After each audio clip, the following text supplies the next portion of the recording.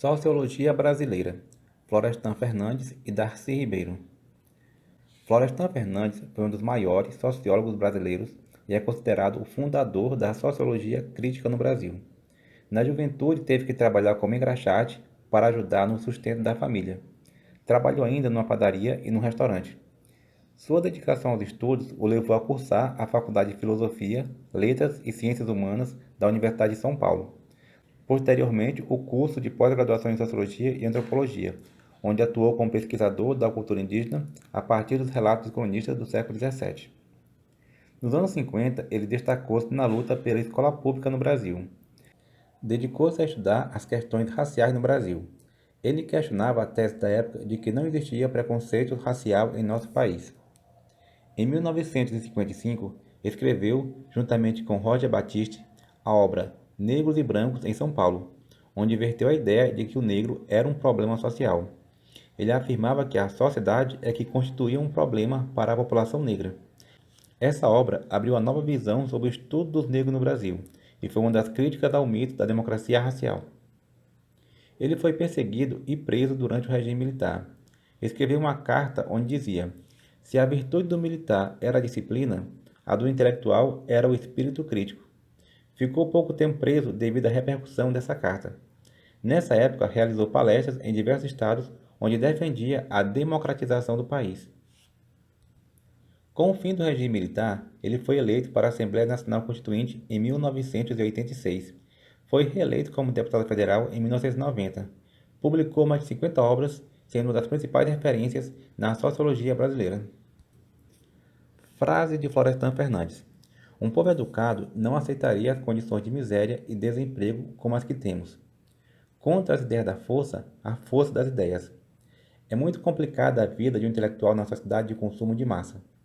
Sou um marxista que acha que a solução para os problemas dos países capitalistas está na revolução. Em nossa época, o cientista precisa tomar consciência da utilidade social e do destino prático reservado às suas descobertas. Darcy Ribeiro. Darcy Ribeiro foi um antropólogo, sociólogo, escritor, educador que destacou-se na defesa da causa indígena e da educação brasileira. Em 1953, ele criou o Museu do Índio e depois elaborou para a Unesco um estudo sobre a ação da civilização sobre os grupos indígenas brasileiros. Colaborou também na fundação do Parque Nacional Indígena do Xingu. Na década de 50, destacou-se pela defesa da educação brasileira, ao lado de nomes como Anísio Teixeira e Florestan Fernandes. Eles lutaram pela erradicação do analfabetismo, pela elaboração de uma lei de diretrizes e bases da educação brasileira e pela escola pública. Foi um dos fundadores da Universidade de Brasília, da qual foi reitor entre 1961 e 1962. Pela sua defesa de ideias democráticas, principalmente na educação pública, ele foi exilado durante o regime militar. No exterior, foi assessor do presidente Salvador Allende no Chile e de Velasco Alvarado no Peru.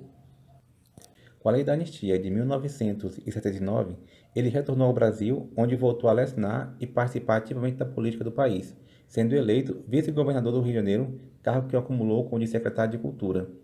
Nesse cargo, ele coordenou o Programa Especial de Educação e implantou os Centros Integrados de Ensino Públicos, CIEPs, um projeto que dava assistência integral à educação dos alunos, incluindo atividades recreativas e culturais. Em 1990, foi eleito senador, cargo no qual voltou a dedicar-se à educação no Brasil, com a proposta de elaborar uma nova lei de diretrizes e bases da educação, feito que realizou em 1996 e que recebeu o seu nome. Projetou a Universidade Estadual do Norte Fluminense, voltada para a formação de cientistas, em 1994. Frases de Darcy Ribeiro. Se nossos governantes não fizerem escolas, em 20 anos faltará dinheiro para construir presídios. A crise da educação no Brasil não é uma crise, é um projeto. Nessas frases, Darcy Ribeiro mostra como a educação brasileira foi tratada de maneira irresponsável ao longo do tempo. Os motivos dessa irresponsabilidade era que, para as elites que governaram o país durante séculos, nunca houve interesse em um povo com acesso pleno à educação.